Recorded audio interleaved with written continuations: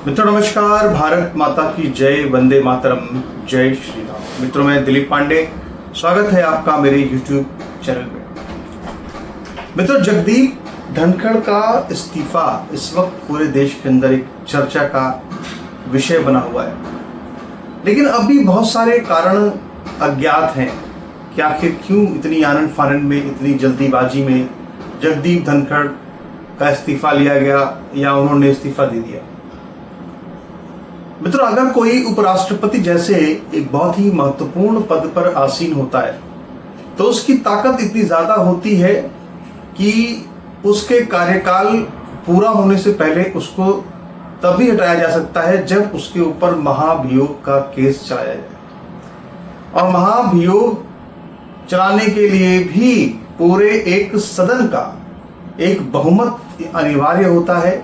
उनको अगर बहुमत ना हो तो जाहिर सी बात है कि आप उपराष्ट्रपति को हटा ही नहीं सकते। यानी अगर देखा जाए तो जगदीप धनखड़ एक ऐसे पद पर मौजूद थे जहां पे उनकी ताकत बहुत बढ़ चुकी थी। और आपने भस्मासुर की वो पुरानी कहानी तो सुनी ही होगी, हमारे शास्त्रों में वर्णित है, जहां पर भस्मासुर नाम का एक राक्षस जो कि भगवान शंकर से वरदान प्राप्त करता है कि जिसके भी सर पे हाथ रखेगा वो भस्म हो जाएगा।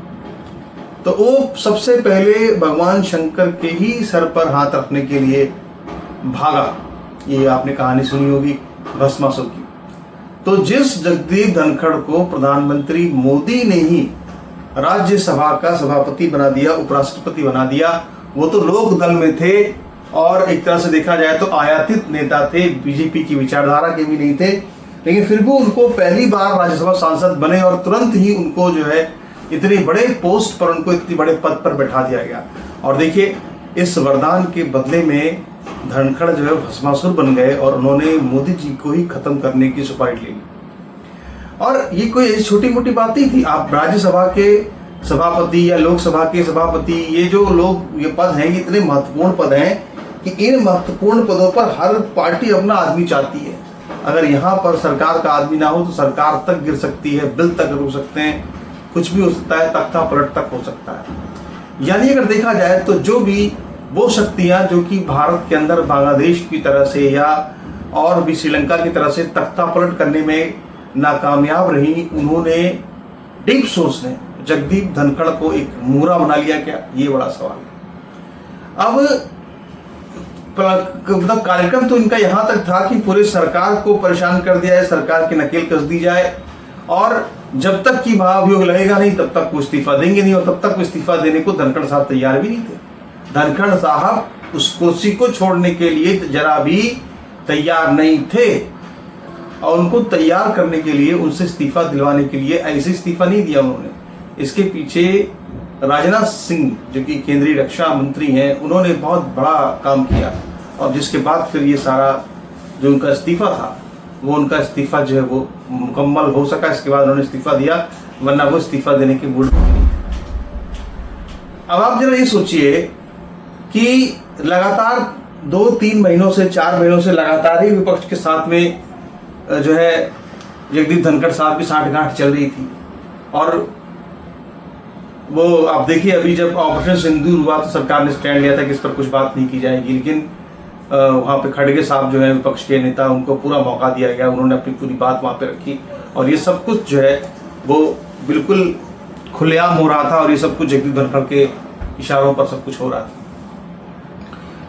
ये ऐसा पद है कि जिसमें सरकार के साथ का साथ ही देना होता है और दूसरा कोई विकल्प नहीं होता है, लेकिन जगदीप धनखड़ सरकार का साथ नहीं देके बल्कि विपक्ष का साथ दे रहे थे। और ये सब देख करके बहुत दुख भी हो रहा था, क्योंकि अगर हम इसको और जरा डीप स्टडी करें तो देखें तो जगदीप धनखड़ एक ऐसे पश्चिम बंगाल के राज्यपाल जब वो थे तो उन्होंने जिस तरह का काम किया वहाँ पे, वो काम वाकई में मैं कहता हूँ कि बहुत काबिल तारीफ है।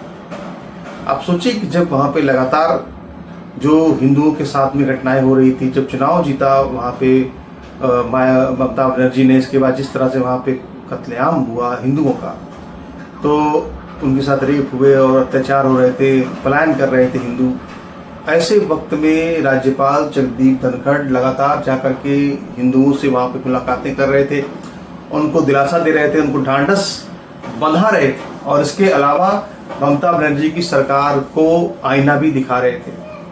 और इस वजह से वहाँ पे जगदीप धनखड़ और ममता बनर्जी के बीच में कितनी ज़्यादा तू मैं और कितनी ज़्यादा तनाव की स्थिति, वो सब किसी से छुपानी आप सब कुछ जानते हैं। और उस समय तो लोगों के दिलों में जगदीप धनखड़ की इतनी बड़ी हस्ती बन गई कि भाई देखिए क्या व्यक्ति है, राज्यपाल होने के बावजूद भी किस तरह से ये बिल्कुल जा करके वहाँ पे हिंदुओं के जो घाव है उन पर मरहम लगा रहा है। और अगर ममता बनर्जी ना सही तो चलो कोई तो है पूरे सूबे में जो कम से कम इतना तो कर रहा है। उस समय तो हम सब लोग उनके बहुत, हमें लगा कि कितने अच्छे व्यक्ति हैं ये, कि कोई बात नहीं, लोकदल से आए, कहीं से भी आए, लेकिन एक हिंदुत्व के लिए कार्य कर रहे हैं, देश के लिए कार्य कर रहे हैं। लेकिन देखिए राजनीति की चौसर किस तरह की होती है। व्यक्ति ना कहीं अपने लक्ष्य को ही ध्यान में रख के चलता है, और धीरे धीरे इनकी जो खटास है वो प्रधानमंत्री मोदी से क्यों बढ़ने लगी। इसके बाद इन्होंने शिवराज सिंह चौहान को भरे मंच पर ऐसे करके डांट दिया कि आप किसानों का कोई काम नहीं कर रहे हैं, और उसके बाद भी शिवराज सिंह चौहान ने उन्हें कुछ नहीं बोला। नड्डा से भी उनकी कुछ तो मैं हुई सदन के अंदर। तो इस तरह की घटनाएं लगातार होती रही, और आखिरकार फिर ये निर्णय लेना पड़ा। काफ़ी समझाने की कोशिश की गई जगदीप धनखड़ को, लेकिन जब धनखड़ नहीं समझे तो आखिरकार फैसला लेना पड़ा कि उनको किसी भी तरह से अब हटाना ही पड़ेगा। अब हटाने का प्रोसीजर क्या हो सकता है? या तो धनखड़ साहब खुद इस्तीफा दे दें, या तो धनखड़ साहब कार्यकाल पूरा करने दें उनको, या तो स्वयं इस्तीफा दे दें, या उनसे इस्तीफा मजबूरन जबरन लिया जाए। और फिर इसके बाद तो एक ही तरीका बचता है जबरन वाला कि महाभियोग चलाया जाए उनको। तो फिर आखिर वही महाभियोग चलाने के प्रोसेस की शुरुआत की गई, और राजनाथ सिंह ने अपने चैम्बर में संसद के अंदर, राज्यसभा का जो सदन है वहाँ से 10-10 के जो सांसदों का ग्रुप है, उन सांसदों के ग्रुप से लोगों को बुलाना शुरू किया। और ये नौबत इसलिए आई क्योंकि ये नौबत आई क्यों, मतलब महाभियोग का जो प्रोसेस था वो शुरू करने की नौबत क्यों आई? ये नौबत इसलिए आई क्योंकि जो एक जस्टिस वर्मा, जो कि एक बहुत बड़े करप्शन केस में फंसे हुए हैं, और जिनके घर से बोरियों के बोरियों नोट बरामद हुए हैं, जले हुए नोट बरामद हुए हैं। उसके बाद सुप्रीम कोर्ट के ऊपर, सबके ऊपर इस तरह के सवाल लगातार खड़े होते रहे, सरकार के ऊपर दबाव बना कि इन पर कार्रवाई की जाए। तो जस्टिस वर्मा के ऊपर एक महाभियोग चलाने की तैयारी थी, और इसके जरिए जो सरकार थी वो एक तरह से न्यायिक सुधार लाना चाहती थी। लेकिन आप देखिए कि उसके पहले ही कांग्रेस पार्टी ने, विपक्ष ने एक और दांव चल दिया, और उनका सेटिंग जो थी वो धनखड़ साहब से हो चुकी थी। तो धनखड़ साहब को ये कहा, उससे धनखड़ साहब को जो है क्या कहते हैं कि 63 कांग्रेस पार्टी के सांसदों ने, मतलब और विपक्ष के सांसदों ने मिलकर के, कांग्रेस के अलावा सबने मिलकर के एक प्लान तैयार किया, एक साइन किए उन्होंने वहाँ पे। और उस पेपर पर जो प्रस्ताव लाया गया, उस प्रस्ताव में ये कहा गया कि जस्टिस वर्मा को हटाया जाए। लेकिन उसके साथ में योजना कुछ और भी थी। योजना ये थी कि जस्टिस शेखर यादव, जिन्होंने कि विश्व हिंदू परिषद के मंच से और प्रयागराज के हाईकोर्ट के वो हैं, और उन्होंने ये बात साफ साफ कही कि देश जो है वो कठमुल्लों के द्वारा नहीं चलेगा। अब इस बात पे तो जब उन्होंने ये बात कही तो उसके बाद फिर जो है सुप्रीम कोर्ट भी भड़क गया, और सब भड़क गया, और ये कहा कि इन पे कार्रवाई की जाए, ये किया जाए, वो किया जाए। बहुत बातें हुई जस्टिस शेखर यादव के खिलाफ में। और दरअसल जस्टिस शेखर यादव को के खिलाफ भी महाभियोग का प्रस्ताव लाने की तैयारी कर रहा था विपक्ष, और इसमें पूरी तरह से साथ खड़े हो रहे थे जगदीप धनखड़। और जब ये सारी योजना का पता चला कि कहीं ना कहीं जस्टिस वर्मा को एक तरफ हटाने की बात, यानी कि एक तरफ तो जस्टिस वर्मा जो करप्शन के सिंबल बन चुके हैं, उनको हटाने की बात बीजेपी की सरकार या बीजेपी कर रही थी, सरकार कर रही थी। दूसरी तरफ विपक्ष जो था वो जस्टिस वर्मा के फ्रंट में जो है, उनके काउंटर में जस्टिस शेखर यादव को खड़ा करने के प्लान में था। वो शेखर यादव जिन्होंने कि वीएचपी के मंच से ये कहा था कि भाई देश के अंदर कठमुल्ला देश नहीं चलाएंगे। बहुत ही तीखा स्टेटमेंट था, और बहुत ही, मैं कहता हूँ, काबिल तारीफ स्टेटमेंट था। लेकिन जो ये पूरी एक गुत्था शुरू हुई कि किस तरह से जस्टिस शेखर यादव को हटाने की मुहिम शुरू कर दी विपक्ष ने, और इसके लेकर के जगदीप धनखड़ साहब को एक मुहरा बना लिया गया।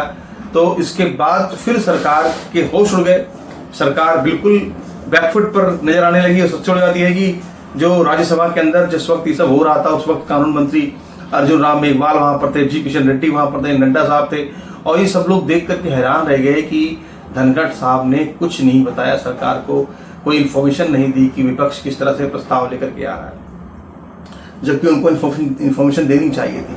और इसके बाद उन्होंने फिर एक मीटिंग बुलाई, और जब मीटिंग बुलाई तो उसमें विपक्ष के सांसद तो आ गए, पर बीजेपी का एक भी सांसद वहाँ पे नहीं गया।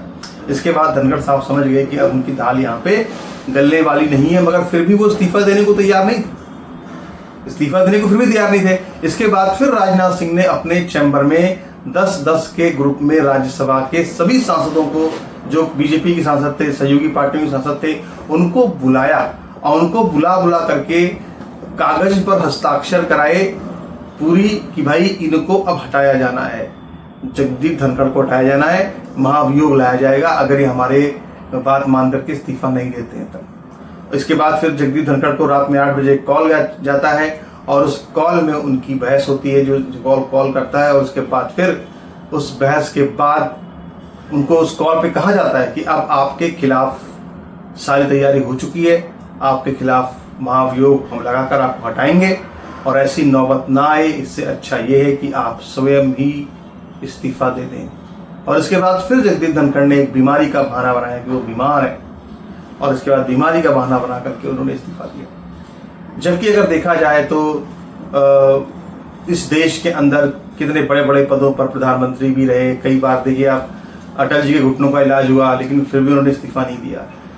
और भी आप देखेंगे तो कई बार ऐसे समय आया जबकि बड़े बड़े पदों पर बैठे लोगों की स्वास्थ्य खराब हुए, लेकिन कभी किसी ने इस्तीफा नहीं दिया, लेकिन यहाँ पर इस्तीफा दिया।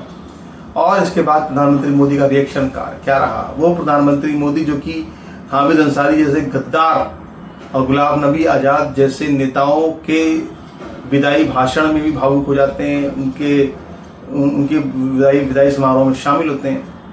आप देखिए कि सिर्फ एक लाइन का ट्वीट किया है, सिर्फ एक लाइन का ट्वीट प्रधानमंत्री मोदी ने किया और वो ये कहा कि भाई कई बड़े पदों पर जगदीप धनखड़ रहे हैं और अब मैं उनके स्वास्थ्य लाभ की कामना करता हूं।